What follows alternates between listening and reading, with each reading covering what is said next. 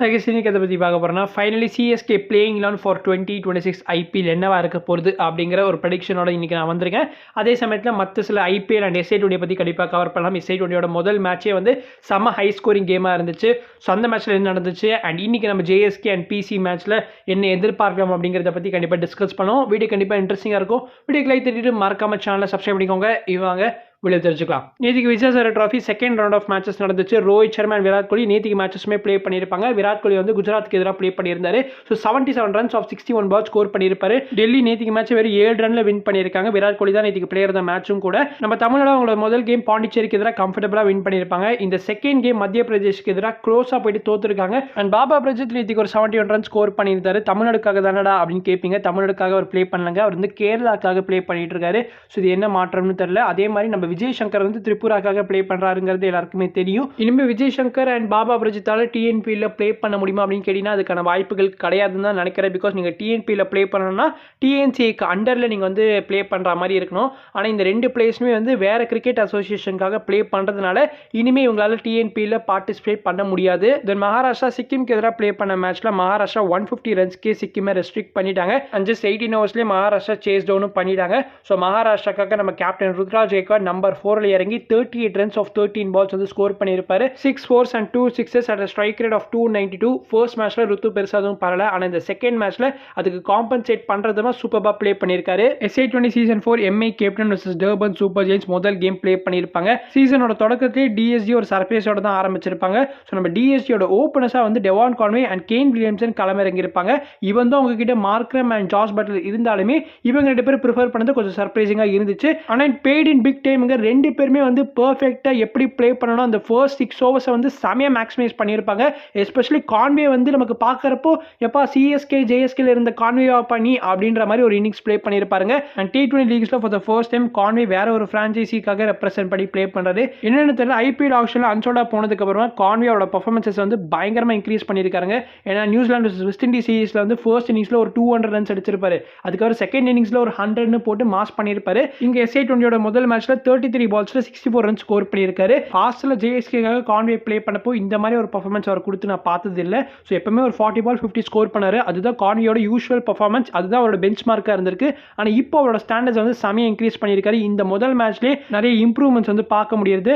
அதுவும் all over the ground சூப்பராக play பண்ணியிருக்காருங்க. எஸ்பெஷலி கான்வேயோட அந்த scoop shot was very good. கான்வேயோட கேமில் செமையாக ஒர்க் ஆன் பண்ணியிருக்காருன்னு ரொம்ப கிளியராக தெரியுது. டிஎஸ்ஜி 232 ரன்ஸ்ல அவங்களோட 20 ஓவர்ஸ் ஃபினிஷ் பண்ணியிருப்பாங்க. கான்வேவை தவிர வேற எந்த ஒரு பிளேயருமே 50 கூட ஸ்கோர் பண்ணல.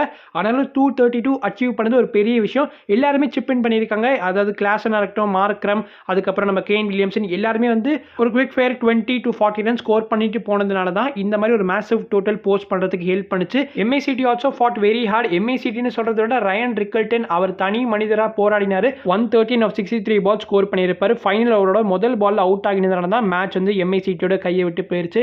ஏன்னா கண்டிப்பா எம்ஐசிடி உட 1-8ங்க. ஸோ லாஸ்ட் ஓவரில் 22 ரன்ஸ் தேவையா இருந்துச்சு. கார்பின் பாஸ் தான் வந்து பவுலராக இருந்தாரு. இவன் வந்து எம்ஐசிடி இந்த மேட்சை லூஸ் பண்ணியிருந்தாலுமே ரயன் ரிக்கல்டனுக்கு player of the match award கொடுத்தது ஒரு நல்ல ஜெஸ்டரா நான் பார்க்குறேன். சரி, அப்படியே நம்மளோட மேட்சுக்கு இன்னைக்கு வருவோமே. நம்மளோட மேட்ச் வந்து இன்னைக்கு 4:30 PM நடக்க போகிறது. உங்களால் ஸ்டார் ஸ்போர்ட்ஸ் அண்ட் ஜியோ ஹாட்ஸ்டாரில் வாட்ச் பண்ண முடியும். மேஜர் நியூஸ் என்னன்னா ஜேஎஸ்கேட லோக்கல் பேசர் நாண்ட்ரே பெகர் இந்த சீசனோட முதல் ஹாஃபை வந்து மிஸ் அவுட் பண்ண போறாராம் due to injury. Faf du Plessis தான் இதை கன்ஃபார்மும் பண்ணியிருக்காருன்னு சொல்றதுனால கண்டிப்பா நீங்க இந்த நியூஸ் வந்து பிலீவ் பண்ணலாம். நம்ம லாஸ்ட் வீடியோலேயே சொன்ன மாதிரி தான் நாண்ட்ரே பெகர் ஸ்டார்ட் பண்ணலாம் டுவான் யான்சன் தான் ப்ளே பண்ற மாதிரி இருக்கணும். ஸோ அந்த ஒப்பீனியன்லேயே நான் வந்து ஸ்டிக் ஆன் பண்ணிக்கிறேன். இன்கேஸ் ஜேஎஸ்கே வந்து ஒரு ஓவர்சீஸ் பேசரோட போலான்னு நினைச்சாங்கன்னா அந்த இடத்துல வந்து டேனியல் ஓரலை கூட ட்ரை பண்ணலாம். So Daniel oral and Richard lesion இவங்க 2 பேருமே வந்து 11ல ப்ளே பண்ணாலும் நல்லா தான் இருக்கும். லாஸ்ட் சீசன்லேயும் ஜேஎஸ்கேட ஸ்குவாட்ல ஆண்ட்ரே பெகர் இருந்திருப்பாரு. ஃபுல் சீசனையும் மிஸ் அவுட் பண்ணியிருப்பாரு டியூ டு இன்ஜுரி. இப்போ என்னடா வந்து first half of the season சொல்லியிருக்காங்க.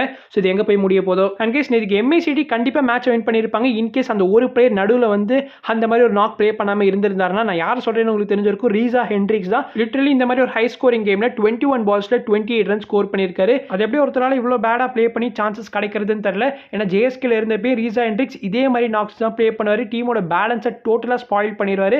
ஏன்னா அவர்கிட்ட இருந்து இன்டென்ட்டும் பார்க்க முடியாது, ரன்ஸும் எதிர்பார்க்க முடியாது. டீம்ஸ் எப்படி அவருக்கு சான்ஸ் கொடுக்குறாங்க, எப்படி அவருக்கு ஃபர்ஸ்ட் ஆஃப் ஆல் கான்ட்ராக்ட் கிடைக்கிறதுனே தெரியல. டு பி ஆனஸ்ட் ரீசா ஹென்ட்ரிக்ஸோட டெம்பா பவுமாவே ஒரு பெட்டர் T20 பேட்டரா இருப்பாரு. ஆனால் பாவம் அவருக்கு சான்ஸ் தான் கிடைக்க மாட்டேங்குது. பதவி எம்ஐசிடிக்காக நம்பர் 4ல ஜேசன் ஸ்மித்னு ஒரு பிளேயர் ப்ளே பண்ணியிருக்காருங்க. லோக்கல் பிளேயர் தான். 14 பால்ஸ்ல 41 ரன்ஸ் வந்து ஸ்கோர் பண்ணி பண்ணியிருக்காரு அட் ஸ்ட்ரைக் ரேட் ஆஃப் 292. இவரோட ப்ரொஃபைல் செக் பண்ணி பார்த்தப்போ இஸ் ஏஜ் இஸ் 31. பெருசாக நான் முன்னாடி சீசனில் இவரை பார்த்தது கிடையாது. Correct me if I am wrong. அவர் ஏதாவது டீமில் ப்ளே பண்ணியிருக்காரு இல்லையான்னு எனக்கு சரியா தெரியல. பட் ஸ்டில் ரொம்ப நல்லா ப்ளே பண்ணியிருக்காரு இந்த மேட்ச்சில். எம்ஐசிடிக்கு ஒரு ஹோப் கொடுத்துருக்காரு. அன்ஃபார்ச்சுனேட்டாக கிராஸ் பண்ண முடியல ஃபினிஷ் லைனை. ஆனாலும் இவர் மேலே பிலீஃப் வைக்கலாம். இவர் வந்து அப்கமிங் கேம்ஸில் எப்படி ப்ளே பண்ண போறாருன்னு நான் ரொம்ப எக்ஸைட்டடாக இருக்கேன் பார்க்கறதுக்கு. ஸோ நெக்ஸ்ட் ஐபிஎல் மேபி ஒரு கான்ட்ராக்ட் கூட கிடைக்கலாம்ல. சரி, ஓகே, சிஎஸ்கே பிளேயிங் டுவெல் பார்த்துடலாமா? நானும் இதை பற்றி பேசணும் இருந்தேன். ஃபைனலி அதுக்கான நேரம் வந்தாச்சு. So CSK playing twelve impact பிளேயரோட சேர்த்து பார்த்துடலாம். இது என்னோட பர்சனல் ஒப்பீனியனாக தான் இருக்க போகுது. ஸோ 11 பாருங்க, உங்களுக்கு பிடிச்சிருந்தா கமெண்ட்ஸில் சொல்லுங்க. நீங்கள் உங்களோட 11 போஸ்ட் பண்ணுங்க. ஒரு ஹெல்த்தி டிஸ்கஷன் கமெண்ட்ஸில் இருந்தால் ரொம்ப ஹாப்பியாக இருப்பேன். அண்ட் இப்போ ஸ்டார்ட் பண்ணலாம். ஆயுஷ் மாதிரி அண்ட் சஞ்சு சாம்சன் தான் will be the openers. CSK பெர்ஸ்பெக்டிவ்லேருந்து நான் சொல்ல வரேங்க.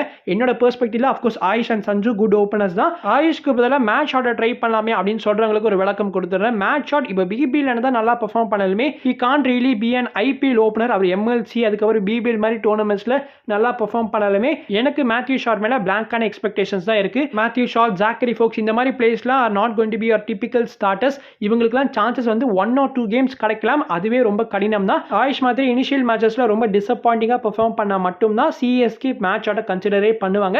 சரி, நம்பர் 3க்கு வந்தோம்னா ருத்ராஜ் கைக்வாட் இருப்பாருங்க. ஆப்வியஸ் சாய்ஸ் தான். நம்பர் 4ல சிவம் டுபே, அதுவும் ஆப்வியஸ் தான். At the middle overs Dube is going to be very key player for CSK this year. Last சீசனோட பெர்ஃபார்மன்ஸஸ்லாம் மறந்துடுங்க. இந்த season Dube has to step up. அந்த மிடில் ஓவர்ஸ்ல ஸ்பின்னுக்கு எதிராக டுபேவால மட்டும் தான் நம்ம சிஎஸ்கேட கரண்ட் ஸ்குவாட்ல நல்லா பெர்ஃபார்ம் பண்ண முடியும் நான் நம்புறேன். நம்பர் 5ல சவுத் ஆப்பிரிக்கன் பேட்டர் டெவால் பிரெவிஸை பொறுத்த வரைக்கும் அவர் நீங்க வந்து ரொம்ப அப் தி ஆர்டர்லயும் ப்ரோமோட் பண்ண முடியாது. அட் தி சேம் டைம் ரொம்ப லோலியும் அவரை சென்ட் பண்ண முடியாது. ஸோ நம்பர் 5 தான் அவருக்கு வந்து பெர்ஃபெக்டான ஸ்பாட்டா இருக்கும். விக்கெட்ஸ் ஏர்லியா ஃபால் ஆனாலுமே பிரெவிஸால மேட்ச் சேவ் பண்ணி கொடுக்க முடியும். KKR CSK match at Eden gardens ஒரு பிரைம் எக்ஸாம்பிள். அதுக்கப்புறம் நம்ம நம்பர் 6க்கு வந்தோம்னா பிரசாந்த் வீர். ஸோ சிஎஸ்கே இந்த ஆப்ஷன்ல அதிக தொகை கொடுத்து எடுத்திருக்கிற ஒரு பிளேயர் பிரசாந்த் வீர். அண்ட் சிஎஸ்கேக்கு ஒரு ஸ்பின் பவுலிங் ஆல்ரவுண்டர் ரொம்ப முக்கியமா இருக்கிறதுனால பிரசாந்த் வீர் தான் இருப்பாரு. அந்த இடத்துல தான் நம்ம ஒரு ஓவர்சீஸ் ஆல்ரவுண்டர் வந்து பிளான் பண்ணி வச்சிருந்தோம். ஆனால் சிஎஸ்கே நமக்கு ட்விஸ்ட் கொடுத்துட்டாங்க. மோர் தேன் இஸ் பேட்டிங், பிரசாந்த் வீரோட பவுலிங் தான் இந்த சீசன்ல செம ஹெல்ப்ஃபுல்லா நம்மளுக்கு இருக்க போகுது. எஸ்பெஷலி நேத்தி கடந்த விஜயசாரி டிராஃபி மேட்ச்ல 5 ஓவர்ஸ்ல 11 ரன்ஸ் தான் கன்சீட் பண்ணியிருக்காரு. செம எக்கானமிக்கலா பவுல் பண்ணியிருக்காரு. அதுக்கப்புறம் நம்பர் 7க்கு வந்தோம்னா ஆப்வியஸா நம்ம தல தோனி இருப்பாருங்க. இஃப் தோனி இஸ் நாட் பிளேயிங்னா மட்டும் தான் அந்த ஸ்பாட்டுக்கு கார்த்திக் சர்மாவை பிளே பண்ண வைக்க முடியும். கார்த்திக் சர்மாவை ஆர்கானிக்கா இந்த 11 உங்களால கொண்டு வர முடியாதுங்க. That's the main issue. Prashant வீரியாவது உங்களால ஈஸியா இந்த நம்பர் 6 அப்படிங்கிற ஸ்பாட்டுக்கு கொண்டு வர முடிஞ்சது இல்லையா? ஆனா நானும் வேரியஸ் சாய்ஸஸ் யோசிச்சு பார்த்துட்டேன். கார்த்திக் சர்மாவை உங்களால கரெக்டா ஃபிட் இன் பண்ண முடியல. டூபேவை ஃபோர்ஸ்ஃபுல்லி பெஞ்ச் பண்ண வச்சாதான் நீங்க கார்த்திக் சர்மாவை 11ல இன்க்ளூட் பண்ண முடியும். அதுதான் ஐ ஃபீல். அப்புறம் நம்பர் 8க்கு வந்தோம்னா அகில் ஹுசைன் ஒரு மேட் ஹென்ரி இருப்பாங்க based on the conditions. Jamie Overton number 8ல ட்ரை பண்ணலாம். இதுதாங்க சிஎஸ்கே பிளேயிங் லெவல்ல பிரச்சனையே. நான் ஜேஎஸ்கே பிளேயிங் லெவல் கூட ரொம்ப ஈஸியா சொல்லிட்டு போயிட்டேன். ஆனா சிஎஸ்கே இது கொஞ்சம் தலைவலி பிடிச்ச வேலையா தான் இருக்கு. பட் ஸ்டில் சிஎஸ்கேக்கு இது ஒரு குட் ஹெட்டேக்கா இருந்தா நல்லதுதான். எனவே அகில் ஹுசைன் ஒரு மேட் ஹென்ரி ஒரு ஜேமி அவுட்டின் இந்த நம்பர் 8 ஸ்பாட்ல நீங்க சொல்லுங்க யார் இருப்பாங்கன்னு. நம்பர் 9ல கலீல் அஹமத், நம்பர் 10ல நேத்தன் எல்லிஸ் அண்ட் நம்பர் 11ல நூர் அஹமத். ஆப்வியஸா இம்பாக்ட் சப்ல அன்சுல் கம்போஸ் தான் இருக்க போறாரு. Maybe CSK based on the situation Kartik சர்மாவை கூட சென்ட் பண்ணலாம். ஆனா கார்த்திக் சர்மாவோட தேவை பெருசா இருக்காது. நம்பர் 5 வரைக்குமே நல்ல பேட்டர்ஸ் இருக்காங்க. இவங்க 5 பேர்ல ஒரு 2 பேர் கிளிக் ஆனாலே போற சிஎஸ்கே 200 ரன்ஸ் போஸ்ட் பண்ணிடலாம். சரி, ஓகே गाइस, நீங்க இந்த பிளேயிங் டுவெல்ல பத்தி என்ன நினைக்கிறீங்க? Top 5 look solid. ஆயுஷ் மாதிரியே Sanju Samson, Ruturaj Gaikwad, Shivam Dube and Dewald Brevis. Finishing can also be sorted. ஆனா இப்போதைக்கு நமக்கு ஐடியா இல்லையா பெருசா. அதனால தான் வந்து நான் இப்போதைக்கு பெருசா ரேட் பண்ண மாட்டேன். நீங்க மறக்காம உங்களோட சிஎஸ்கே பிளேயிங் டுவெல்ல கமெண்ட்ஸ்ல போஸ்ட் பண்ணுங்க. நாளைக்கு உங்களை நான் SA20 மேட்ச் ரிவ்யூவோட சந்திக்கிறேன். அது வரைக்கும் பீஷியஸ். பை.